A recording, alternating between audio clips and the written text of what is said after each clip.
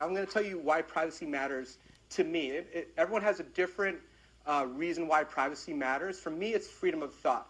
For other people, it might be freedom of religion, freedom to exercise certain thoughts. But for me, it's freedom of thought. So I want you to imagine this scenario, right? And there's a stop sign. It's very clear. I went through Flickr to find a picture that worked for my hypothetical here as to why. So this is kind of a perfect picture for me because it's in the middle of nowhere. You can see if there's cars coming, there's a stop sign. So I want to see what your response is. Hold on a second. So I'm guessing for the most part, if you guys were to see a private citizen sitting next to the tree, right, would you stop, would you go through, or would you do a slow roll? Not a police officer, just a private citizen. Most of you probably stop, right?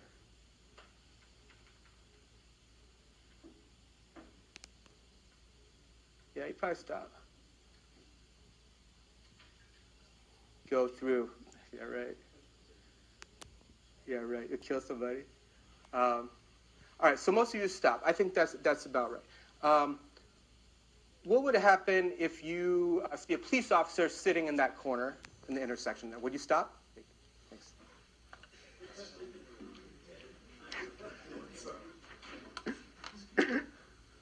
Hey, sorry. Oh, there's a sign-in sheet if you didn't get it. So yeah, most of you would stop, right? You don't want to get pulled over unless you do want to get pulled over. I don't know. Maybe you're just bored, or you need a nice meal and a heated cell to sit in tonight. But most of you would stop. But what would you do if no one was watching and you were 100% sure you could go through it? It's an intersection where, you could see everything. What do you do now? Slow roll, right? A lot less of you are saying stop. Right? It's kind of interesting, right? Nobody's watching. There's no chance you're going to hit anybody. Right? Maybe a slow roll. Some of you would just blow through it, right? So what I'm trying to show you is that our behavior is the result of these laws. We internalize these laws, right? So back in the 1700s, this complex was created. The idea was, how can we jail people with minimal security guards and make sure they're compliant? This is called panopticon. In the center here is a security guard or security guards watching the prisoners in their cells. And the idea is that they're all going to be compliant if somebody is watching them. And what they ended up doing is they would put tinted windows here, and there'd be only 1 or 2 security guards, right? Their behavior changed because they internalized what they thought were the laws and what they should be doing, and that they were being watched. Just like that example, when you're being watched, you change what you do. So you can go through the slides later and read about the panopticon. We don't really need to talk about it too much because we don't have amount of time.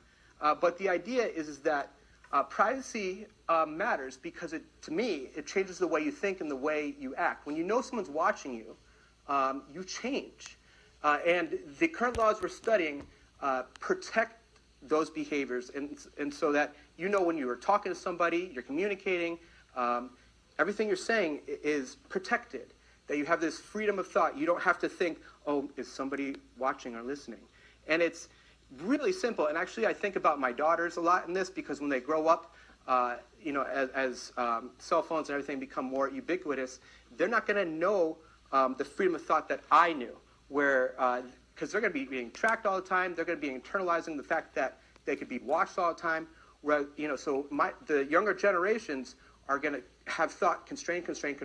Now think about an example. Let's say you are worried that your roommate is a terrorist or something, or a child pornographer, whatever it might be, right? And you want to research this on Google or whatever, Westlaw.